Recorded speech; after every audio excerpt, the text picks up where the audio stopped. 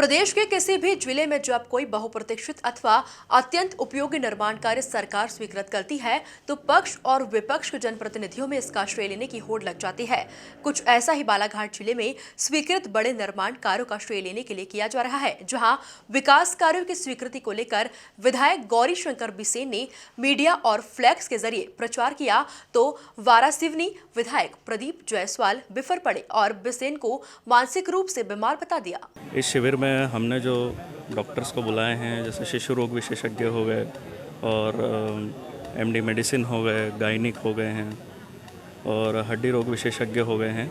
इन तमाम जो इनसे जुड़ी जितनी भी बीमारियों से रिलेटेड जो भी चीज़ें हैं, ये सारे डॉक्टर्स अपने यहाँ उपलब्ध हैं। और यहाँ के मुझे नालछा का हमारा दूसरा कैंप है और यहाँ का हमें बहुत सपोर्ट मिला है और डॉक्टर महेश यादव जी ने हमको बहुत सपोर्ट किया है इस कैंप को, इस पर्व को ऊंचा ले जाने तक का। और हमारी प्लानिंग जो है आगे और भी कैंप करना है। अभी जैसे हमारा नालछा में पहला कैंप है, आगे हम डिकठान वगैरह में भी लगाने वाले हैं, राजगढ़ में भी हम कैंप करने वाले हैं, बरमंडल में भी करने वाले हैं।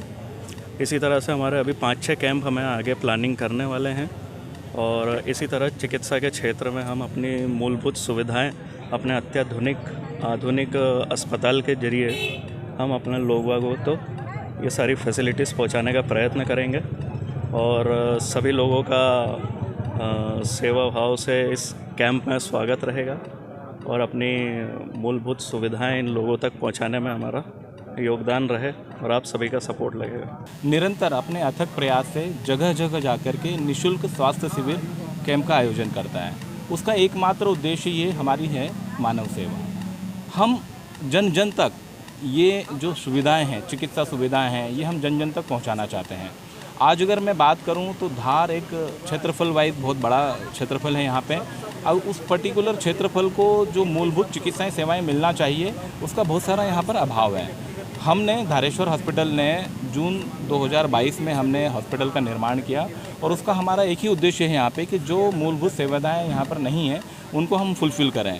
हम गांव-गांव जाकर लोगों को जागरूक कर रहे हैं, उनको शिक्षित कर रहे हैं, एजुकेट कर रहे हैं उन लोगों को कि उन लोगों को हम लोग बात कर रहे हैं, उन लोगों की समस्याओं को समझ रहे हैं और उसके हिसाब से हम उनको परामर्श दे रहे हैं। यहाँ पे आज नालछा में हमने ये जो कैंप किया है ये हमारा धार का दूसरा कैंप है।